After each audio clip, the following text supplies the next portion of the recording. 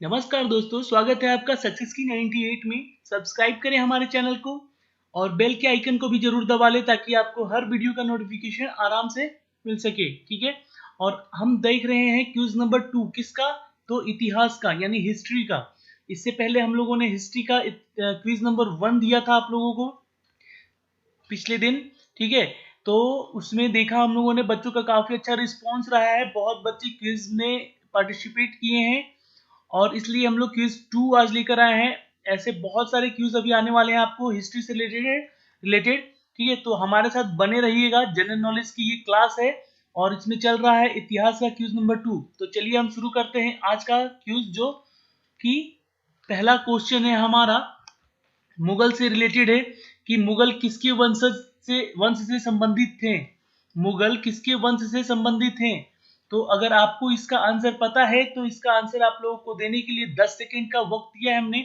आप सभी बच्चे हमारे कमेंट बॉक्स में जाकर जरूर कमेंट करें। ठीक है, और इसका जो फर्स्ट पार्ट है, मतलब जो क्विज नंबर 1 है, वो अगर आप सभी देखना चाहते हैं तो हमारे प्लेलिस्ट में जाइए। वहां पे आपको एक हिस्ट्री का भी फोल्डर मिलेगा, वहां पे क्विज नंबर 1 को डाल दिया गया है और आज है क्विज नंबर 2 की बारी। तो देखते हैं हम क्विज नंबर 2 में कौन बच्चे कितना स्कोर करते हैं। तो चलिए इसका आंसर मैं देता हूं। इसका आंसर है तुर्की के चुगताई वंश से रिलेटेड करते हैं। कौन? मुगल के वंश। ठीक है, ये तुर्की के चुगताई वंश के हैं, जो कि जो बाबर के वंशज थे, यानी कि पुराने उनके पूर्वज थे, वो थे चुगताई वंश के।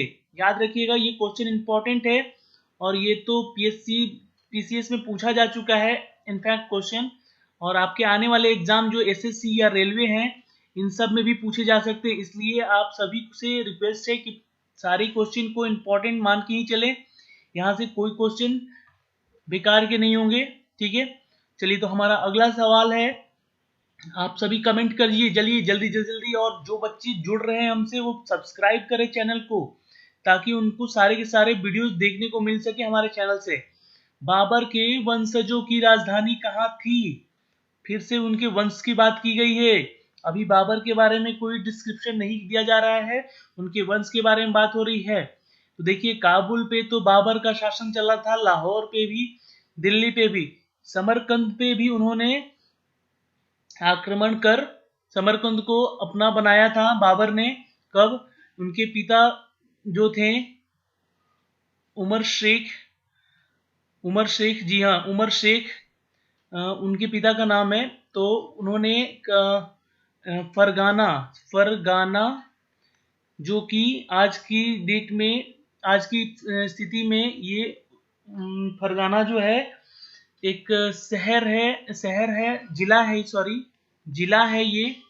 और अभी की स्थिति में, और उस समय फरगाना एक छोटा राज्य हुआ करता था जिसपे मिर्जा यानी कि उमर शेख मिर्जा इनके पिता का नाम था, मिर्जा इनकी उपाधि थी। ठीक है, और इनका शासन चलता था वहां पे। तो वहां के ये राजा बने थे कौन? बाबर। 11 वर्ष की उम्र में इनकी जब थे इनके पिता की मृत्यु हो गई थी, उसके बाद ये वहां का फरगाना का शासक बने। उसके बाद इन्होंने समरकंद पे आक्रमण कर समरकंद को बाबर के वंशजों की राजधानी भी बनाई थी। ठीक है, तो याद रहेगा आपको, इसका आंसर है सी, यानी कि समरकंद। चलिए इसके साथ हम नेक्स्ट क्वेश्चन देखते हैं कि बाबर ने काबुल पर कब कब्जा किया। चलिए आंसर कीजिए। अगर आपको आंसर पता है तो प्लीज आंसर कीजिए फटाक से। 10 सेकंड का टाइम दिया, कमेंट करते रहिए आप सभी बच्चे। चलिए, बाबर ने काबुल पर कब कब्जा किया? तो इसका आंसर 1504, 1506, 1507 या 1519। इसका आंसर है ए, यानी कि 1504 ईस्वी में। याद रखिएगा, 1504 ईस्वी में अफगानिस्तान पर इन्होंने कब्जा किया। अफगानिस्तान पे इन्होंने कब्जा किया और वहां की राजधानी बनाई थी काबुल, जो कि आज भी वहां की राजधानी है, काबुल। चलिए अगला सवाल है हमारा कि बाबर ने बादशाह की उपाधि कब धारण की? बाबर ने बादशाह की उपाधि धारण की है सन 1507 ईस्वी में। जी हाँ, 1504 में इन्होंने काबुल पे कब्जा किया और काबुल को राजधानी बनाई थी वहां की, अफगानिस्तान की। और उसके बाद इनको बादशाह की उपाधि 1507 ईस्वी में मिली है। ठीक है, याद रहेगा क्वेश्चन आपको। ये क्वेश्चन पूछ चुका है एसएससी में, और रेलवे के लिए तो इम्पोर्टेंट क्वेश्चन है, ऐसे क्वेश्चन बनते हैं हिस्ट्री से। ठीक है, और हिस्ट्री का वेटेज भी ज्यादा रहता है, इसलिए हिस्ट्री के जो क्वेश्चन होते हैं आप लोग सभी पूरे देखिएगा और याद कीजिएगा। वैसे यहाँ से क्वेश्चन आप लोग अगर एक बार देख लेंगे तो आपको याद हो जाएगा। चलिए, हमारा अगला सवाल है, मुगल वंश की नींव किसने रखी? तो देखिए, मुगल वंश जो है इसकी नींव, अब इनमें से तो कोई मुगल, ये तो उनके पुत्र के पुत्र थे, अकबर, हुमायूं उनके पुत्र थे, इब्राहिम लोदी तो इनका लोदी वंश था। ठीक है, ये भारत में दिल्ली के शासक थे जब ये मुगल वंश का नाम भी नहीं था। ठीक है, तो मुगल वंश का जो नींव है वो रखा है बाबर ने। याद रखिएगा, बाबर ने। ये क्वेश्चन इंपॉर्टेंट है, ये क्वेश्चन आ चुका है एग्जाम में। छठा क्वेश्चन है हमारा कि मुगल वंश की नींव रखने से पहले बाबर कहाँ का शासक था? देखिए, आ ही गया क्वेश्चन सवाल, ये बहुत इंपॉर्टेंट है, इसको नोट कीजिएगा। सारे क्वेश्चन इंपॉर्टेंट है। अभी तो हमारा क्यूज 2 चल रहा है, अभी क्यूज 3 के बाद बहुत सारे ऐसे अपडेट्स आएंगे जो कि आपको बहुत ही इंपॉर्टेंट लगेंगे क्वेश्चन। तो आप लोग अगर अपने नोट्स बनाना चाहते हैं तो पेपर कॉपी कलम लेकर बैठ जाइए और सारे क्वेश्चन को नोट भी कर सकते हैं। ठीक है, तो मुगल वंश की जो नींव रखने से पहले बाबर शासक था फरगाना का। जी हाँ, फरगाना का शासक था। और फरगाना के शासक कब बने थे? जब इनकी पिता की मृत्यु हो गई थी, तो ये उस समय 11 वर्ष के थे और इन्होंने फरगाना की गद्दी यानी कि संभाली। उसके बाद इन्होंने अफगान पे कब्जा किया। ठीक है, उस समय फिर इसको काबुल की राजधानी इसकी बनाई, और फिर भारत में आके ये इन्होंने इब्राहिम लोदी से युद्ध किया था। ठीक है, और तुर्की के ये रहने वाले थे सब। ठीक है, तुर्की के वंशज थे ये सब। और चलिए, इसका आंसर है ए यानी कि फरगाना। ठीक है, मुगल वंश की जो नींव रखने से पहले ये बाबर कहाँ का शासक था? तो फरगाना, आंसर सही है। चलिए, आंसर क्वेश्चन नंबर 7 देख लेते हैं कि बाबर का पूरा नाम क्या था। ये भी इंपॉर्टेंट क्वेश्चन है। चलिए, बाबर का पूरा नाम क्या था? जहरुद्दीन मोहम्मद बाबर, फरुखुद्दीन बाबर, मोहम्मद बाबर खां, या शेख बाबर? अगर आपको आंसर पता है तो प्लीज 10 सेकेंड के अंदर इसका आंसर कीजिए। सभी बच्चे देखिए जो जुड़ रहे हैं वो कमेंट जरूर कीजिए। आपको बहुत इंपॉर्टेंट ही क्वेश्चन दिए जाएंगे यहाँ से, इसलिए प्लीज आप सभी से रिक्वेस्ट है कि वीडियो को शेयर कीजिए दोस्तों में अपने, और सोशल साइट्स पे भी उनको बताइए कि सोशल मीडिया पे उनको एप्लीकेशन में बताइए कि हमारा यहाँ क्यूज चल रहा है। ग्रुप में शेयर कीजिए वीडियो को, ताकि सबको ये वीडियो मिल सके। तो इसका इसी के साथ मैं आंसर बता दूं कि इसका आंसर है ए यानी कि जहरुद्दीन मोहम्मद बाबर, उनका नाम था पूरा। याद रखिएगा, जहरुद्दीन मोहम्मद बाबर। चलिए, अब हमारा अगला सवाल बनता है क्वेश्चन नंबर 8 कि बाबर का जन्म कब और कहां हुआ था? बाबर का जन्म कब और कहां हुआ था? अगर आप सभी में से किसी बंदे को पता है तो आंसर कमेंट कर दीजिए, वरना मैं तो बताऊंगा ही। चलिए, बहुत अच्छे, आप लोग कमेंट करते रहिए। ठीक है,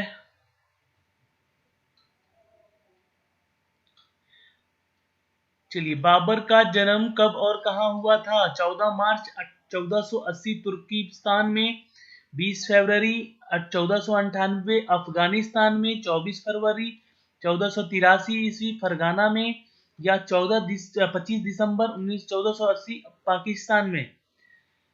तो देखिए, ऑप्शन देखते ही आपको कुछ आसान लगा होगा।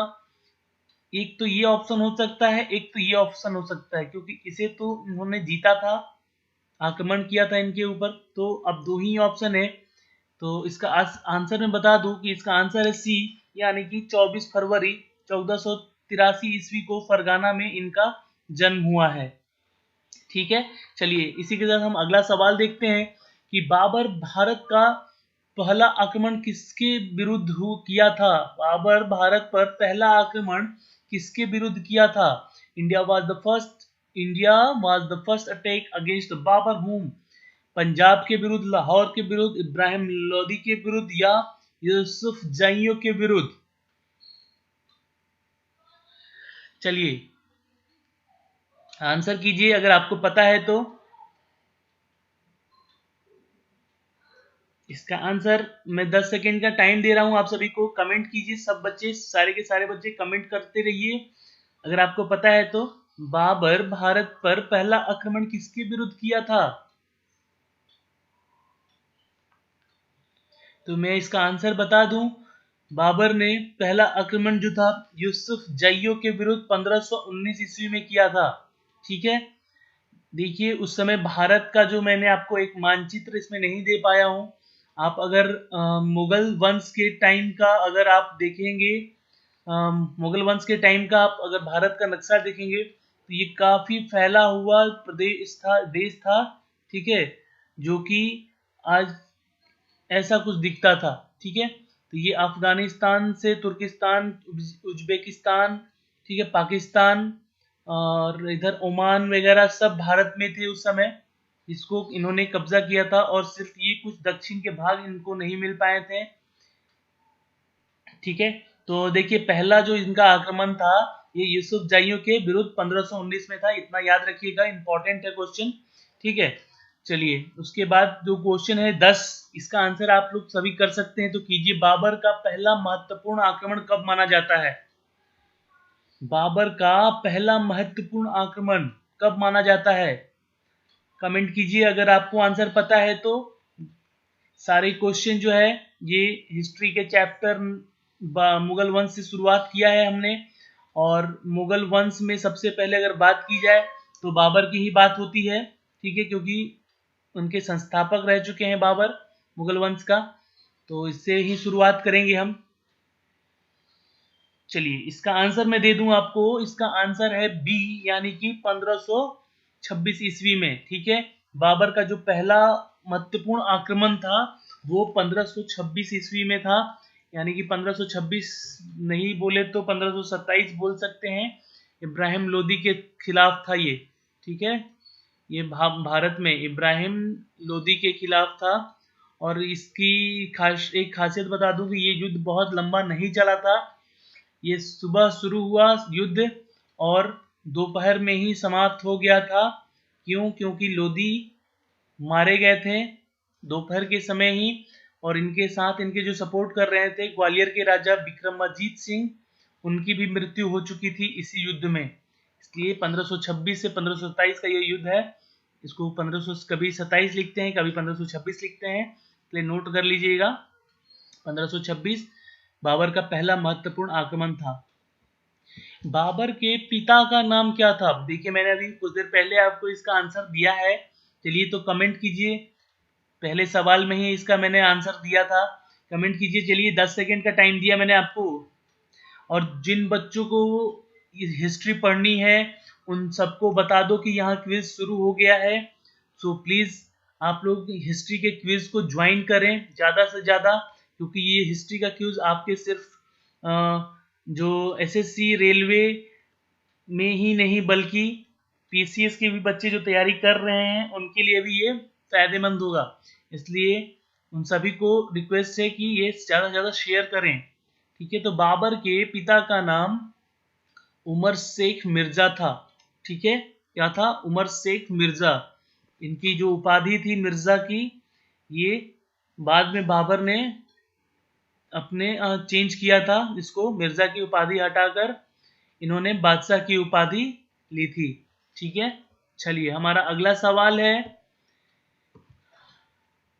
कुतुलुग निगार खानम किसकी माता का नाम है? कुतुलुग निगार खान किसकी माता का नाम है? चलिए अकबर, हुमायूं, बाबर या शेरशाह? आंसर कीजिए। 10 सेकेंड का टाइम दे रहा हूं मैं अभी आपको। ज्यादा क्वेश्चन नहीं है, 20 क्वेश्चन 25 क्वेश्चन ही मिलेंगे लमसम आपको हर क्यूज में, इसलिए ज्यादा घबराइएगा नहीं।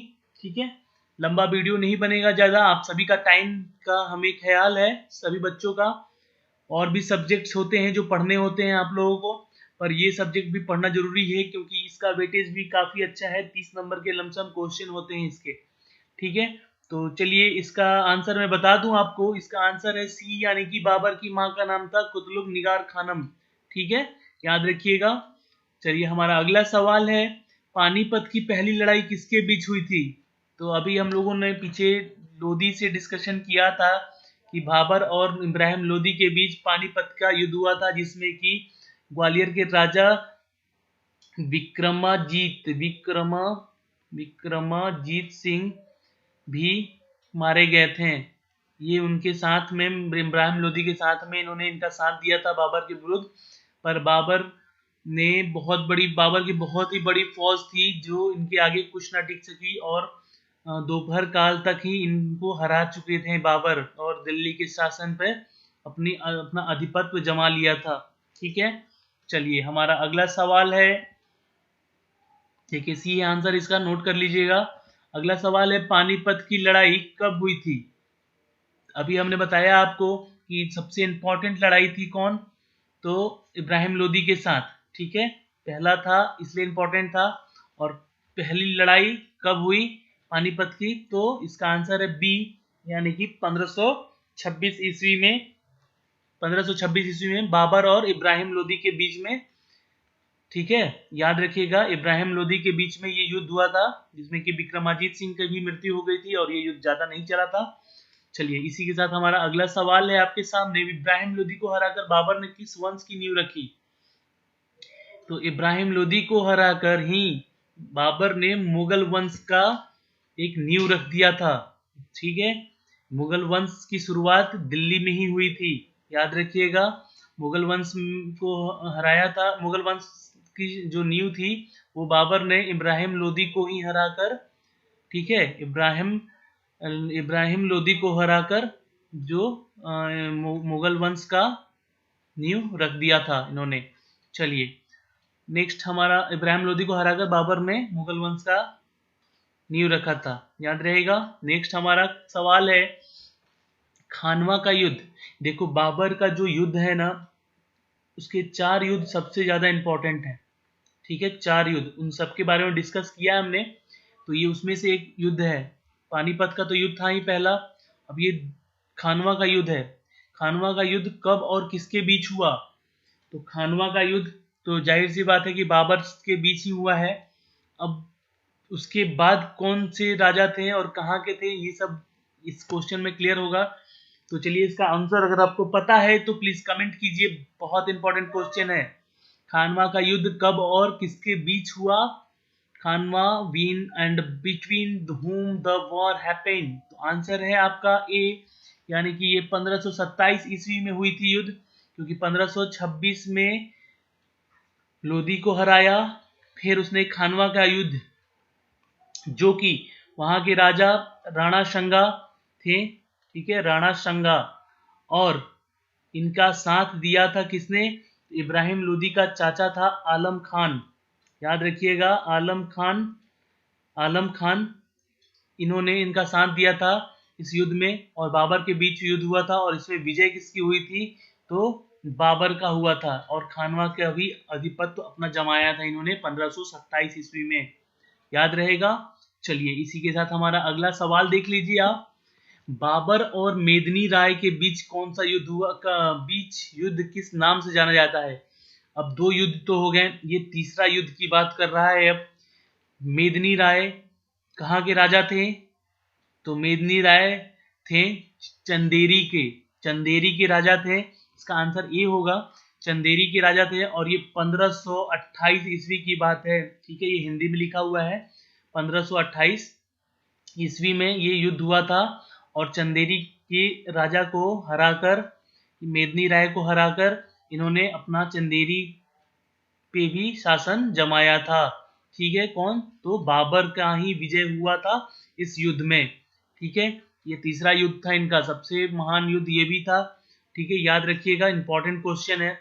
इनके 4 युद्ध का जो है इंपॉर्टेंट है, उन सबके बारे में कौन किसके बीच और कब हुआ ये याद रखिएगा, क्योंकि सवाल पूछ सकता है और पूछे गए हैं आपके ऐसे सवाल। आंसर है ए, चंदेरी का युद्ध 1528 ईस्वी में। अगला सवाल देखते हैं दोस्तों 18 नंबर की घाघरा का युद्ध। ठीक है, तो ये चौथा युद्ध है घाघरा का युद्ध। घाघरा का युद्ध में बाबर ने किसे पराजित किया? चलिए तो आंसर कीजिए, अगर आपको आंसर पता है तो। घाघरा का युद्ध, घाघरा का युद्ध सॉरी घाघरा का युद्ध में बाबर ने किसे पराजित किया? इब्राहिम लोदी को नहीं। पानीपत की लड़ाई थी इनके साथ। महमूद लोदी, राणा संगा, विक्रमाजीत सिंह, ये इनके साथ लड़े थे। चलिए तो इसका आंसर मैं बता दूं, इसका आंसर है बी, यानी कि महमूद लोदी। और ये महमूद लोदी कौन था? तो ये इब्राहिम लोदी का छोटा भाई था महमूद लोदी।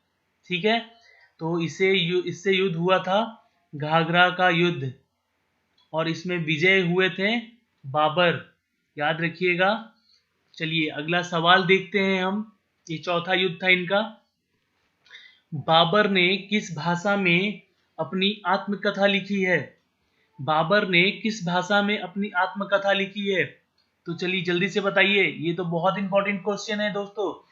ये अगर आंसर नहीं कर पाए तो समझूंगा कि आप लोगों ने कभी इतिहास पढ़ा ही नहीं। ठीक है, तो आंसर अगर आपको पता है तो फटाफट आंसर कीजिए। बाबर ने किस भाषा में अपनी आत्मकथा लिखी है?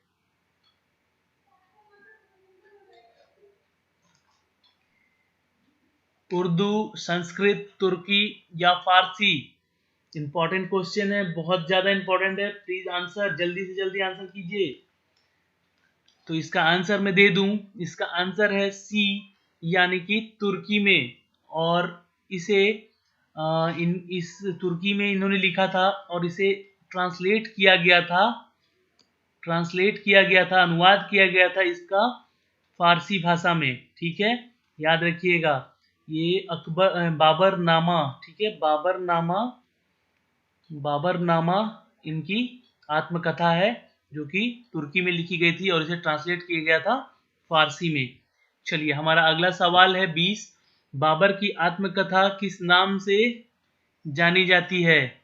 चलिए, वो बाबरनामा जो था, देखिए बाबरनामा यहाँ मैंने लिख दिया है, तो तुजुके बाबरी उसको कहते हैं, तुजुके बाबरी। इसका आंसर है डी, यानी कि तुजुके बाबरी। ये आंसर आप लोग नोट कर लीजिएगा, इंपॉर्टेंट है।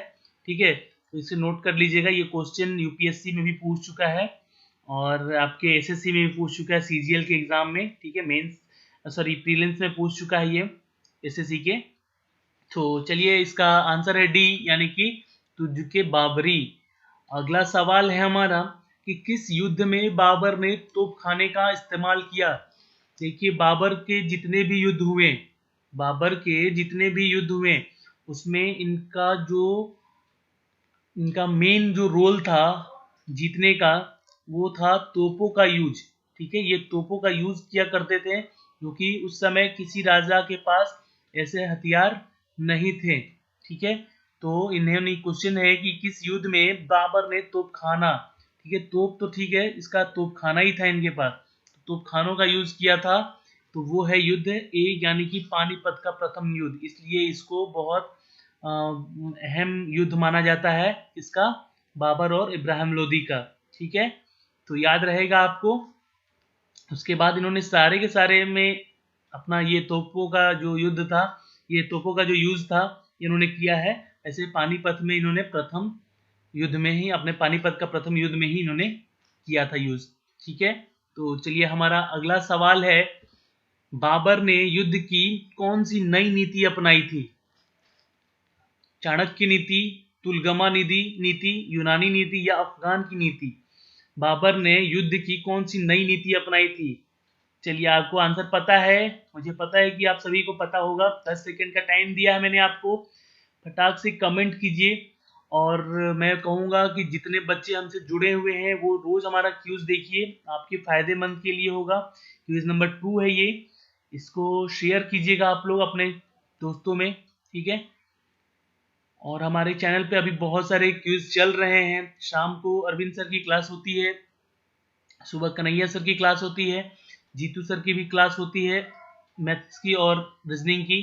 ठीक है, तो आप लोग सभी उनका भी वीडियो देखिए, क्योंकि सारे सब्जेक्ट पढ़ना बहुत ज़रूरी है पास होना है तो। ठीक है, तो अभी एसएससी का सीजीएल का भी एग्ज़ाम के डेट आने वाले हैं, और रेलवे का भी मे बी अगस्त में हो जाए डेट फाइनल। तो इसी के साथ हमारा शुरुआत है ये हिस्ट्री का। तो देखते हैं कितने बच्चे इसका आंसर अभी तक दिए हैं, कमेंट किए हैं। इसका आंसर है बी, यानी कि तुलगमा नीति। ठीक है, ये एक नीति है युद्ध की, जो कि बाबर ने अपने हर युद्ध में अपनाई थी, तुलगमा नीति। याद रखिएगा, इंपॉर्टेंट क्वेश्चन है ये। चलिए, उस्ताद अली और मुस्तफ़ा बाबर के क्या थे? उस्ताद अली और मुस्तफ़ा बाबर के क्या थे? तो ये बता दूं, इसका आंसर है सी, ये निशानेबाज थे, और ये दोनों, इनको पानीपत के युद्ध में बहुत ही ज़्यादा इनका सहयोग था।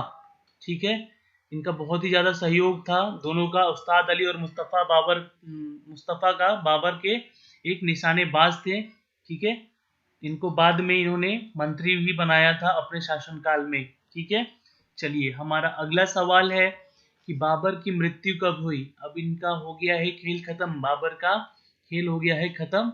इनकी मृत्यु हुई थी आगरा में 1530 ईस्वी में। ठीक है, ये याद रखिएगा, इंपॉर्टेंट क्वेश्चन है। 1530 ईस्वी में इनका मृत्यु हुई थी, और इनको आगरा में दफनाया गया था। कहाँ पे? तो किसी बाग का नाम था, वो मुझे याद नहीं आ रहा है। ठीक है, आगरा में इन्हें दफनाया गया था, जो कि बाद में इनकी जो इनकी पत्नी थी, वो इनके शव को अफगान ले गई। ठीक है, इनके शव को अफगान ले गई, वहां इन्हें फिर दफनाया गया। तो याद रखिएगा, इसका आंसर है 1530, आगरा में उनकी मृत्यु हुई थी। हमारा आखिरी सवाल है कि बाबर के अलावा कौन से मुगल शासक थे जिनके मकबरे भारत से बाहर बने? ठीक है, तो जहांगीर, बहादुर शाह जफर और औरंगजेब, अकबर या हुमायूं या फारूक शाह और गजनी। तो अगर आपको आंसर पता है तो जल्दी से कमेंट कीजिए। हमारे साथ बने रहने के लिए आपका तो बहुत बहुत धन्यवाद है ही। मैं बोलूँगा कि वीडियो को शेयर जरूर कीजिएगा। ठीक है, इसका आंसर मैं दे दूं, इसका आंसर है ए, यानी कि जहांगीर और बहादुर शाह जफर का जो शव था वो भारत से दूर, यानी कि इनका जो शव था अफगान में, जो कि अफगान में दफनाया गया था ले जाकर। ठीक है, और मैंने बाबर का बताया ही कि पहले वो आगरा में उनको दफनाया गया था, आगरा में, और इनको इनकी पत्नी ने इनके शव को वहां से निकाल कर अफगान ले गई, और वहां पे फिर से दफनाया गया। तो उसके बाद जहांगीर और बहादुर शाह जफर के भी शव को भारत से बाहर दफनाया जा चुका है। ठीक है, ये इसका आंसर है ए। तो दोस्तों, हमारे साथ बने रहने के लिए आपका बहुत बहुत धन्यवाद। सब्सक्राइब करें हमारे चैनल को, सक्सेस की 98 के साथ जुड़े रहिए, और क्विज नंबर 3 का आप इंतज़ार कीजिए। अगला क्विज 3 आपके सामने बहुत जल्द आएगा, और कुछ इंपॉर्टेंट क्वेश्चन लेकर। हो सकता है कि वो प्रीवियस ईयर से भी हो, और आने वाले जो क्वेश्चंस हैं एग्जाम के, उससे भी रिलेटेड हो। तो नज़रअंदाज मत कीजिएगा, आप सब हमारे साथ बने रहिए, शेयर करते रहिए हमारे वीडियो को, और लाइक करते रहिए। तब तक के लिए धन्यवाद, बाय बाय।